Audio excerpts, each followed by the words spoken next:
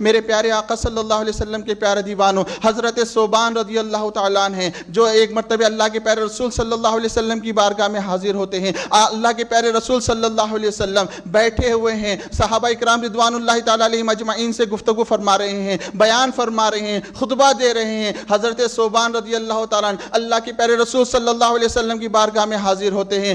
حالت کس طرح سے تھی؟ بال بکھرے ہوئے تھے، بالوں میں پوری مٹھی جو جمی ہوئی تھی، چہرہ زرد ہو گیا تھا، چہرے کا رنگ آؤٹ ہو گیا تھا، کپڑے پورے پرے گندے ہو گئے تھے۔ اللہ کے رسول کی بارگاہ میں اس حالت میں آ کر کے بیٹھ جاتے ہیں۔ میرے آقا صلی اللہ علیہ وسلم بیان فرما رہے ہیں، حضرت ثوبان کو دیکھ رہے ہیں، پھر ادھر بیان فرما رہے ہیں، حضرت ثوبان کو دیکھ رہے ہیں، پھر ادھر بیان فرماتے ہیں، حضرت ثوبان کو دیکھتے ہیں۔ میرے پیارے آقا صلی اللہ علیہ وسلم کے پیارے دیوانوں، قربان جائے آقا کی نگاہ پر، ایسی نگاہ ہم پر بھی پڑ جائے تو یقیناً ہمارا بیڑا پار ہو جائے گا۔ میرے پیارے آقا صلی اللہ علیہ وسلم کے پیارے دیوانوں، حضرت ثوبان کو میرے آقا دیکھ رہے ہیں، میرے آقا بار بار دیکھ رہے ہیں۔ محفل ختم ہوتی ہے، صحابہ اکرام چلے جاتے ہیں، حضرت ثوبان کو میرے آقا بلاتے ہیں، اے ثوبان قریب تو آؤ، کیا معاملہ ہو گیا، کیا وجہ ہو گئی، تمہاری حالت اس طرح سے کیوں ہو گئی، تمہارے بال اس طرح سے کیوں بکھرے ہوئے ہیں، تمہارے چہرے کا رنگ کیوں اس طرح سے زرد ہو گیا، تمہارے کپڑے اس طرح سے پرے گندے کیوں ہو گئے،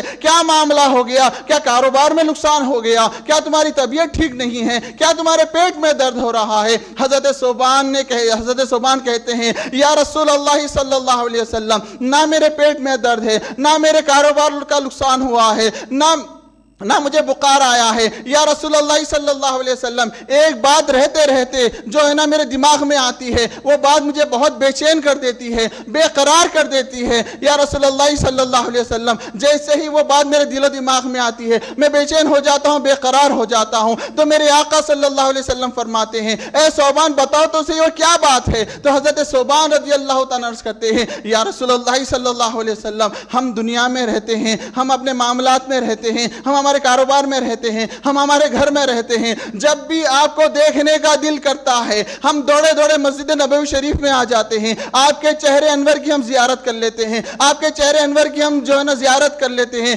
آپ کے چہرے زیبا کی ہم زیارت کر لیتے ہیں، آپ کی زیارت سے ہمیں سکون مل جاتا ہے، ہمیں تسکین مل جاتا ہے۔ یا رسول اللہ صلی اللہ علیہ وسلم، رہتے رہتے ایک بات بے چین کرتی ہے، وہ بات یہ ہے کہ کل قیامت کے دن جب آپ جنت میں اعلیٰ سے اعلیٰ مقام پر رہیں گے اور یہ ثوبان جنت کے نچلے درجے پہ رہے گا اور وہاں پر آپ کو دیکھنے کا دل کرے گا، آپ کے چہرے انور کی زیارت کرنے کا دل کرے گا، تو یہ ثوبان کیا کرے گا؟ کس طرح سے آپ کی جو ہے نا چہرے انور کی زیارت کرے گا، کس طرح سے آپ سے ملاقات کرے گا؟ اللہ اکبر! میرے پیارے آقا صلی اللہ علیہ وسلم کے پیارے دیوانوں، آپ ذرا غور کریں، حضرت ثوبان کے عشق پر قربان جائیے۔ حضرت ثوبان رضی اللہ تعالیٰ عنہ نے کیا کہا کہ آپ جنت کے اعلیٰ سے مقام پر رہیں گے اور ہم جنت کے نچلے درجے پہ رہیں گے۔ اللہ اکبر! وہاں پر مجھے جنت کی مزے بھی جو ہے نا ہیش نظر آئے گی، جنت کے مزے بھی مجھے کچھ فائدہ نہیں دے گی۔ اللہ اکبر! میرے پیارے آقا صلی اللہ علیہ وسلم کے پیارے دیوانوں،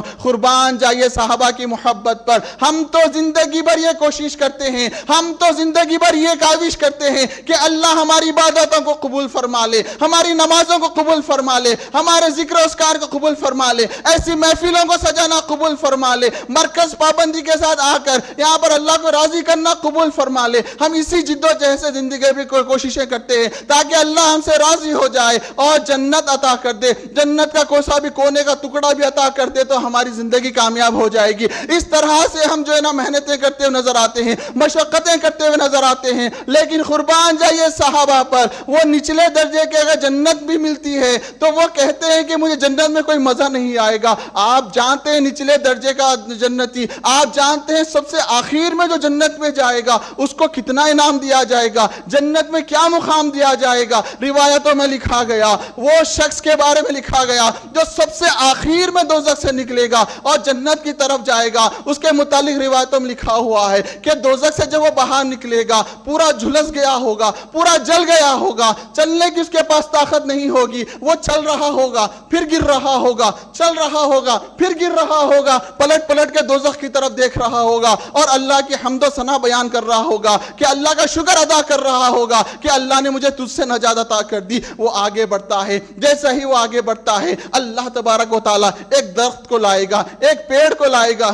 جیسا اس پیڑ کو وہ دیکھتا ہے وہ کہتا ہے اللہ کی بارگاہ میں اے اللہ مجھے یہ درخت عطا کر دے, مجھے یہ پیڑ عطا کر دے, میں اس کے سائے میں بیٹھنا چاہتا ہوں, میں اس کے جو ہے نا اس سے میں سکون حاصل کرنا چاہتا ہوں, اس کے تنے میں بیٹھ کر کے میں سکون حاصل کرنا چاہتا ہوں, اس کا پانی میں پینا چاہتا ہوں. اللہ فرمائے گا میں تجھے یہ نہیں دے سکتا. وہ کہتا ہے کہ اللہ مجھے ایک بار یہ چیز دے دے, اس کے علاوہ میں تجھ سے کوئی تقاضا نہیں کروں گا, میں تجھ سے وعدہ کرتا ہوں اس کے علاوہ میں تجھ سے کچھ بھی نہیں مانگوں گا. تو اللہ اس کو معذور جانے گا, وہ اس واسطے کہ وہ ایسی چیز کو دیکھ رہا ہوگا جس پر صبر کرنا مشکل ہوگا. لہٰذا اللہ تبارک و تعالیٰ اس کو وہ جھاڑ عطا کر دے گا. وہ شخص جھاڑ پر جا رہا ہے, وہاں پر بیٹھ رہا ہے, وہ جھاڑ سے پانی پی رہا ہے, وہ جھاڑ سے سکون حاصل کر رہا ہے. کچھ دیر کے بعد اللہ تبارک و تعالیٰ اور ایک درخت کو لائے گا, اور ایک پیڑ کو لائے گا, کچھ دور پر جو ہے نا اور ایک پیڑ کو لگا دے گا. جیسا اس پیڑ کو وہ شخص دیکھے گا اللہ کی بارگاہ میں عرض کرے گا مولا مجھے یہ جھاڑ عطا کر دے, میں اس کے سائے میں بیٹھنا چاہتا ہوں, میں اسے سکون حاصل کرنا چاہتا ہوں, میں اس کا پانی پینا چاہتا ہوں. اللہ فرمائے گا تو نے کیا مجھ سے وعدہ نہیں کیا تھا کہ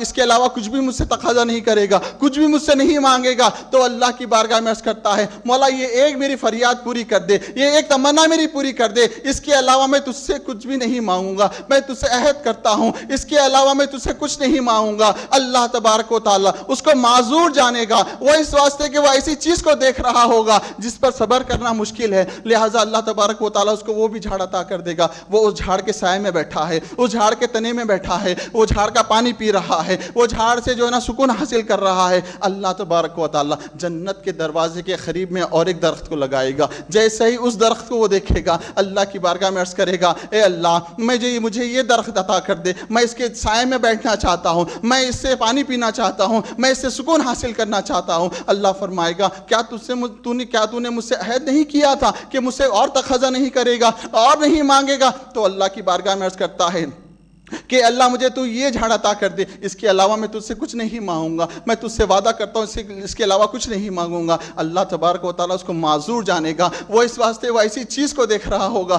جس پر صبر کرنا مشکل ہے. لہٰذا اللہ اس کو وہ جھاڑ عطا کرے گا, اور وہ وہاں پر بیٹھا ہے, پانی پی رہا ہے, اور جو ہے نا سکون حاصل کر رہا ہے. جنت کے دروازے کے بازو کو وہ جھاڑ تھا, تو جنت میں سے جنتیوں کی آواز کو وہ سن رہا ہوگا. وہ جھاڑ کے بیٹھا ہے اور جنت کس سے جنتیوں کی آواز کو سن رہا ہے. تو اللہ کی بارگاہ میں عرض کرے گا اے اللہ مجھے جنت عطا کر دے, میں مولا مجھے جنت عطا کر دے. اللہ فرمائے گا تو نے مجھ سے وعدہ کیا تھا کہ اس کے علاوہ کچھ نہیں مانگے گا. تو عرض کرتا ہے کہ مولا تو مجھے جنت عطا کر دے, اس کے علاوہ میں تجھ سے کچھ نہیں مانگوں گا. تو اللہ کی رحمت جلال میں آتی ہے, اللہ فرماتا ہے جا میں تجھے جنت عطا کرتا ہوں, اور جنت میں دنیا ایک نہیں اس دنیا کے برابر 10 گنا زیادہ میں تجھے جنت عطا کر دوں گا. 10 گنا زیادہ دنیا کی حصہ جو ہے نا جنت میں تجھے عطا کر دوں گا. اللہ اکبر. جیسا ہی نعمت کو سنتا ہے, جیسا ہی اس فرمان کو سنتا ہے, اللہ کی بارگاہ میں عرض کرتا ہے مولا مجھ جیسے کہ اتنا بڑا انعام, کیا مولا تو مجھ سے مذاق کر رہا ہے, کیا تو مجھ سے استہزاء کر رہا ہے, کیا مجھ سے تو مذاق کر رہا ہے, تو تو رب العالمین ہے, تو تو رب العالمین ہے. جب یہ واقعہ حضور صحابہ کو سنا رہے تھے, حضور نے مسکرا دیا. حضور مسکراتے ہیں تو صحابہ سن رہے ہیں. حضور پوچھتے ہیں صحابہ پوچھو گے نہیں میں نے کیوں مسکرایا؟ تو صحابہ کہتے ہیں اصلا بتائیں کیا ہوں, آپ کیوں مسکرا رہے ہیں؟